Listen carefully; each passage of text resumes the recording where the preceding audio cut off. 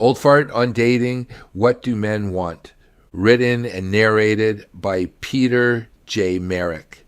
Let me start with some honesty here. I have failed in the dating and romantic relationship field. I have let the wrong people into my life, not following the examples of these successful relationships I am about to share. It was not their fault. They brought something into my life that might as well have been cooked up by a three-letter agency bent on separating the sexes, tearing down marriages, and making us all better subjects to the state. I am no expert. I am just an older guy who has made more mistakes than I can count, and I have come to realize that it is my responsibility to share what I have learned. If I can help a younger person avoid the same blunders, then maybe there is some use in my mess. Now, here is my theory. Men do not grind away at work for independence. Most men I know work hard because they want someone to care for. Call it old-fashioned, call it traditional, but men are often wired to want a partner to protect and provide for.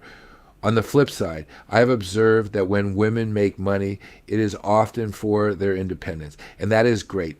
It is just that for most men, their partner's degree, accomplishments, or salary are not what they base their commitment on. This brings to mind something Gloria Steinem once said: women have become the men they wanted to marry, which makes me wonder, are these women the women men want to marry? Steinem, who co-founded Ms. Magazine in 1972, was a central figure in the second wave of feminism. And here's a bit of history for you. She admitted to working with the CIA in the 50s and 60s. You can look it up if you do not believe me. Now, personally, I do not easily trust anyone affiliated with a three-letter agency known for toppling governments.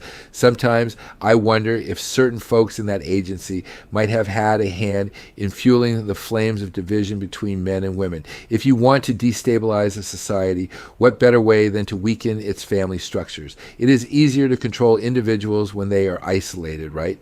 Just a thought from an old fart. So here is what I have noticed in the relationships that truly work.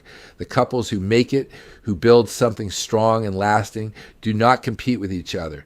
They complement each other. They create environments filled with peace, respect, and support. Here are 3 stories of real-life couples who managed to figure it out. Couples who have shown me what a successful relationship can look like when 2 people are truly in it together. 1. Stephen and Tabitha King.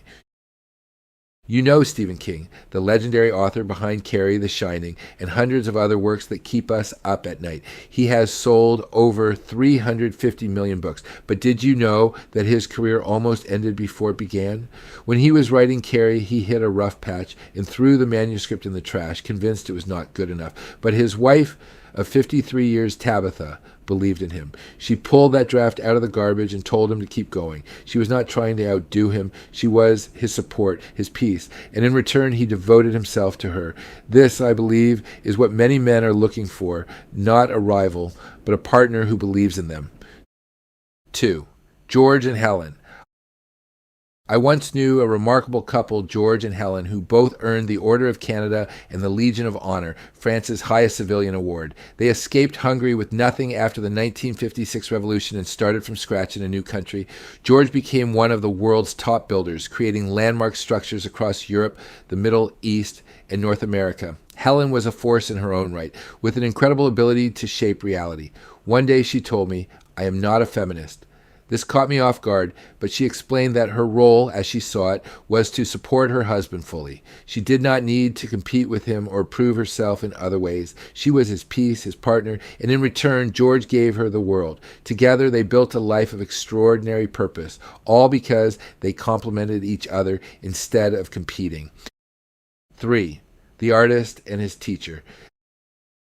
There is one more couple close to my heart. They both started as teachers. He was an art teacher and she was a regular teacher making a modest income. But she saw something extraordinary in his talent. She encouraged him to quit teaching, promising to support them both until his career took off. She created a home filled with peace where he could focus on his art.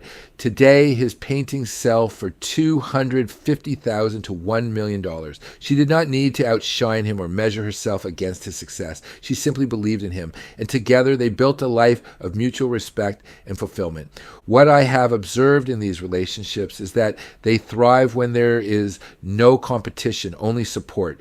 In each case, these women were not trying to one-up their husbands. Instead, they were their peace, their rock, the reason those men wanted to go out and conquer the world. I have seen men with every advantage lose it all when they ended up with partners who did not bring them peace. And I have seen so-called average men rise to greatness when they found partners who truly believed in them. Now, I am not saying I know it all. I'm just an old fart who has been around long enough to notice a few things. I have let the wrong people into my life, and I am still learning. Relationships can be beautiful, and I have seen that beauty firsthand, even if I have not always lived it myself. Sharing these lessons, I think, is part of the responsibility of getting older. If you are younger and reading this, I hope you can avoid some of the blunders I have made. And if you are an old fart like me, well, maybe we are all still figuring it out. Peter Merrick, A.K.A. Old Fart, still optimistic,